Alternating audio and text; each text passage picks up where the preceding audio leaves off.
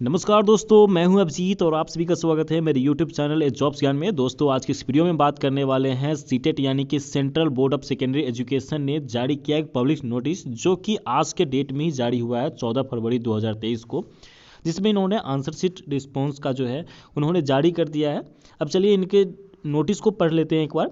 All the candidates who have appeared in the 16th edition of central eligibility test CTET, which is conducted on a computer-based mode of different dates during 28/12/2022 यानी कि 28 दिसंबर से लेकर के 7 फरवरी के बीच में जो exam आपका कंप्यूटर बेस्ड टेस्ट लिया गया था, उनका जो है आंसर की जारी कर दिया गया है, जो उनके ऑफिशियल वेबसाइट CTET.nic.in पे आपको देखने को मिलेगा।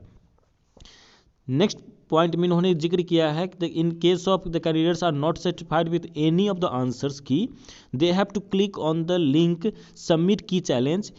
ओके, यहाँ पर ये कहना चाह रहे हैं कि जैसे आप अगर किसी भी आंसर से, अगर आपके आंसर की से अगर आप सहमत नहीं हैं, तो वहाँ पे आपको सबमिट की चैलेंज का एक ऑप्शन दिख रहा होगा, उसको आपको सेलेक्ट करना है। Drop down which they want to challenge and click the select for challenge, यानी कि उस कौन से क्वेश्चन में आपको डाउट लग रहा है कि ये मेरा आंसर सही है और आपको वहाँ से गलत किया गया है, तो उसको आप वहाँ क्लिक करके उसको सेलेक्ट करके आप उसको करेक्शन के लिए डाल सकते हैं। They have to select each desire option in case of candidates have opted wrong answer option for challenging click to update your answer. In case of candidates want to challenge more answer key follow for the same procedure.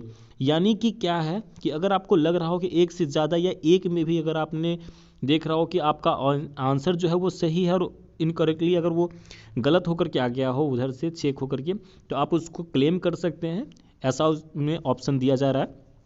Next point कह रहा है the challenges of answer की will be accepted online only 14 फरवरी 2023, यानी कि आज से लेकर के link available on the website 17 फरवरी 2023 तक, यानी कि 3 दिन ये वैलिड रहने वाला है, वो भी दोपहर 12 बजे तक ये वैलिड रहेगा ये वेबसाइट। उसके बाद फिर वो क्लोज हो जाएगा। उसके साथ साथ जो है ये बताया जा रहा है कि द प्रिस्क्राइब फी 1000 पर question challenge will be required to submit through the credit card debit card.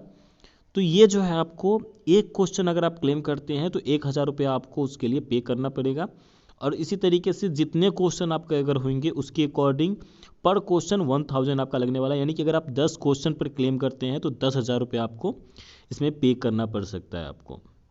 Next है the challenge against which the fee is received will be verified by the concern subject expert.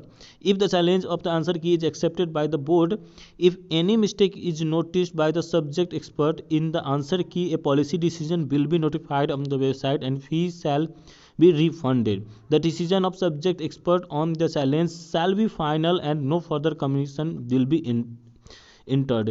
यानी कि ये कहना चाह रहे हैं director CTET की ओर से ये जारी किया गया है दोस्तों कि अगर आपने 10 क्वेश्चन के लिए क्लेम किया, 10 में से अगर मान ले कि 4 भी क्वेश्चन अगर उनका होता है कि अगर आंसर उन्होंने गलती से अगर कुछ और ही फिलअप कर दिया है, तो उस केस में जो है आपको वो रिफंड कर देंगे। यहाँ पर उन्होंने साफ साफ लिख रखा है कि except by the board if any mistake is noticed by the subject expert, the policy decision will be notified on the website and the fee shall be refunded. यानी कि वो आपको वापस कर देंगे। यानी कि अगर आपने 2 क्वेश्चन के लिए क्लेम किया, अगर दोनों आपका वो सही निकल गया कि हाँ आप उन्होंने उनकी गलती की वजह से ये चीज़ें हुई है, तो वो 2000 रुपये आपके जो है वापस से आपके अकाउंट में ट्रांसफ़र कर दिए जाएंगे। ऑल द बेस्ट फ्रेंड, उम्मीद करता हूँ आप सभी के बहुत अच्छे मार्क्स आए। All the best.